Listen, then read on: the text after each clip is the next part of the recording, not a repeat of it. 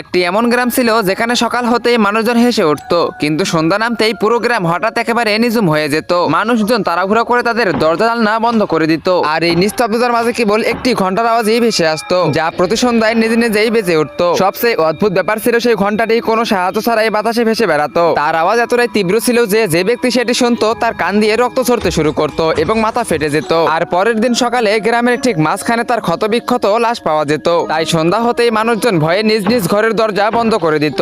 আর ঠিক সেই গ্রামেই থাকতো ঠুংঠুং। ঠুংঠুং সারাদিন মাঠে কঠোর পরিশ্রম করত এবং সন্ধ্যা নামার আগেই বাড়ি ফিরে আসতো। কিন্তু ঠুংঠুংয়ের মাথায় সারাক্ষণ একটি প্রশ্ন ঘুরপাক খেত, যদি ঘন্টাটি বাতাসে ভেসে বেড়ায় তবে তার পেছনের অদৃশ্য শক্তিটি কি এবং তার রহস্যটাই বা কি। একদিন সন্ধ্যায় ঠুংঠুং নিজের ভাবনায় এতটাই মশগুল হয়ে পড়েছিল যে সে টেরই পায়নি কখন সন্ধ্যা 7টা বেজে গেছে। সচেতন হতে সে দ্রুত বাড়ির দিকে রওনা দিল, কিন্তু গ্রামে পা রাখতে সে দেখলো সেই ঘন্টাটি বাতাসে ভেসে সোজা তার দিকেই আসতেছে। এটি দেখে ঠুংঠুং ভীষণ ঘাবড়ে গেল। ঠিক তখনই ঘন্টাটি ভাসতে ভাসতে তার একেবারে কাছে এসে থেমে গেল এবং প্রচন্ড শব্দে বাজতে শুরু করলো। তার আওয়াজ এতটাই তীব্র ছিল যে পুরো গ্রাম কেঁপে উঠলো, কিন্তু ঠুংঠুংয়ের সেই আওয়াজে কিচ্ছু হলো না, কারণ সে জন্ম থেকেই বয়রা ছিল। কিন্তু সে মানুষের ঠোঁট নাড়ানো দেখেই কথা বুঝতে পারতো। আর তখনই হঠাৎ করে ঘন্টাটি বাজা বন্ধ হয়ে গেল এবং সেটার ভিতর থেকে একটি ছোট্ট বাচ্চার আত্মা বের হয়ে এলো। গাইস, আমি ইদানিং শুনতেছি যে ফ্রি ফায়ার থেকে নাকি পাবজি প্লেয়াররা অনেক বেশি বেড়ে গেছে। তো আজকে আমি এটাই দেখবো। তোমাদের কোনো কিছুই করতে হবে না। তোমরা যদি ফ্রি ফায়ার খেলে থাকো এবং ফ্রি ফায়ারকে ভালোবেসে থাকো তবে অবশ্যই ভিডিওতে লাইক করে চ্যানেলটিকে সাবস্ক্রাইব করে দাও। আর পাবজিকে ভালোবাসলে কমেন্ট বক্সে কালো লাভ দাও এবং ফ্রি ফায়ারকে ভালোবাসলে লাল লাভ দাও। আমি দেখতে চাই কার অডিয়েন্স সব থেকে বেশি।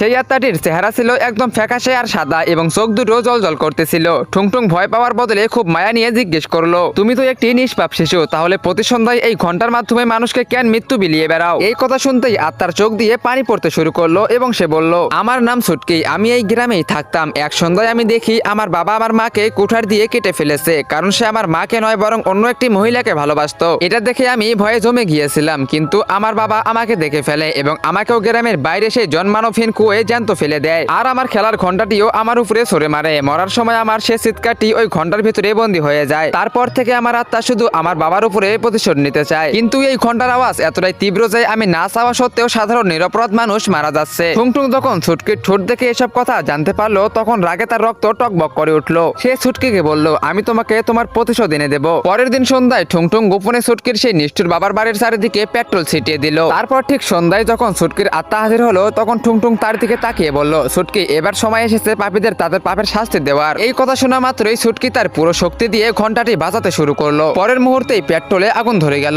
এবং পুরো বাড়িটি দাউ দাউ করে জ্বলতে লাগলো। আর ভিতরের তীব্র ঘন্টার আওয়াজে এক পলকে পাপীদের মাথা একটা একটা করে ফেটে চৌচির হয়ে গেল। আর এটা থেকে ছুটকি অনেক খুশি হয়ে গেল এবং তার আত্মা শান্তি পেল।